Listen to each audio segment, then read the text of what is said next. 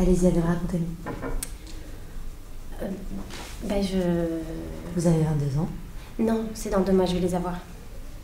Et vous avez arrêté vos études très tôt pour entrer dans la vie active, c'est bien ça, Adèle? Oui, enfin, c'était pas vraiment pour entrer dans la vie active. Hein. C'est parce qu'à l'époque, j'avais rencontré un garçon. Et c'était pour être avec lui que je suis partie de chez mes parents. Je préfère vivre avec un garçon qu'avec mes parents, alors le premier qui est venu, je suis partie. C'était un besoin de liberté? De liberté, je sais pas. En fait, avant, je pensais que la vie, elle commençait le jour où on faisait l'amour. Et qu'avant ça, on n'était rien. Alors le premier qui a eu envie de le faire, je suis partie avec lui. Pour que ma vie commence. Pour qu'on soit que tous les deux. Mais bon, le problème, c'est qu'elle n'a pas très bien commencé. Mais vous ne vous entendiez pas avec ce garçon? Pourquoi est-ce que ça n'a pas bien commencé? Parce que c'est toujours comme ça avec moi. Ça commence mal et ça finit encore plus mal. Je tombe jamais sur mon numéro.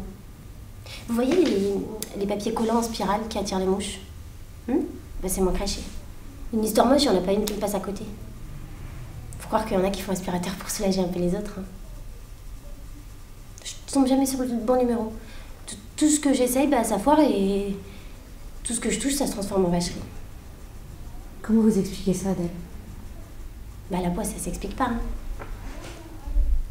Qu'est-ce qui s'est passé avec ce garçon? Avec lequel? Le premier? Celui avec qui vous êtes parti, ça n'a pas été jusqu'au bout? Ah si. Ah si, ça a été tout au bout.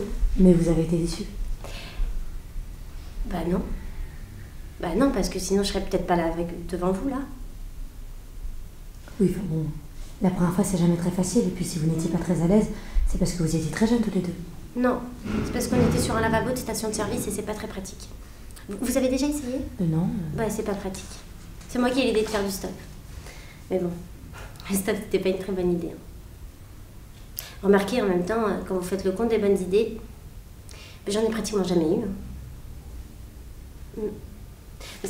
En fait, je pensais que les histoires d'amour, ça commençait au bord de la mer. Et c'était pas une bonne idée. Heureusement que quelqu'un m'a ramassée parce que sinon je pense que je me serais jetée sous un camion ou sous autre chose. Qui vous a ramassé? Ça je peux pas vous dire parce que c'était un homme marié. Un psychanalyste.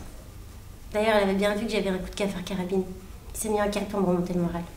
Il s'est tellement mis en 4 que je pensais que j'étais tombée à moitié enceinte, c'est pour vous dire. Mais coup de bol, c'était l'appendicite. Et enfin, coup de bol, on peut pas dire que j'ai eu énormément de bol avec l'anesthésiste.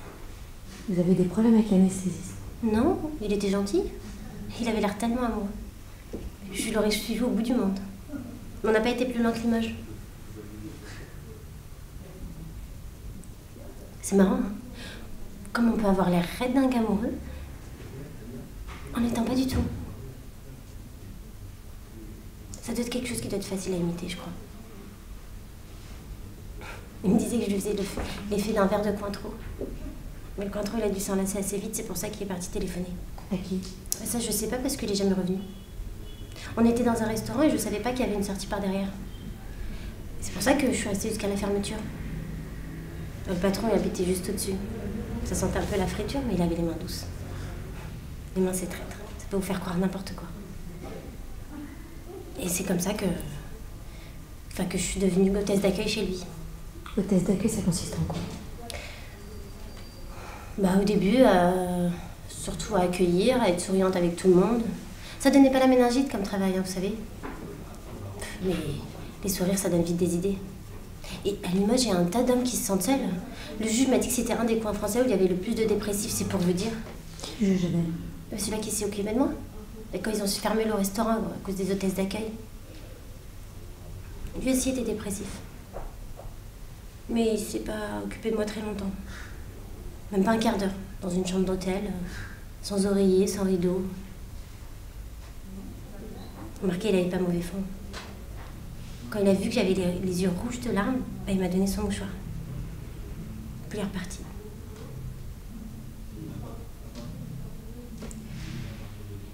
Peut-être que j'ai jamais mérité mieux, en fait. Je sais pas, ça doit être écrit quelque part, mais... J'ai jamais passé un seul jour de ma vie sans me faire avoir. Tout ce que j'ai essayé, tout ce que j'essaye, ça foire, et tout ce qu'on me promet, J'arrive jamais à rien. J'ai jamais réussi à compter pour quelqu'un. J'ai jamais réussi à être heureuse, ni même malheureuse. Est-ce qu'on doit être malheureux quand on a perdu quelqu'un? Ben moi, j'ai jamais rien eu à moi. À part mon manque de bol. Comment vous voyez votre avenir, Adèle?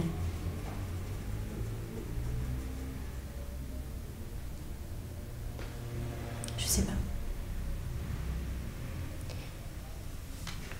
C'est comme si je suis dans une salle d'attente, dans une grande gare, et je suis assise sur un banc et derrière il y a des vitres, et derrière les vitres il y a des tas de gens. Ils sont pressés, ils prennent des taxis ou des trains, ils ont quelque part où aller, quelqu'un à retrouver. Ils me voient pas. Et moi je reste là. J'attends. Et vous attendez quoi, Adèle?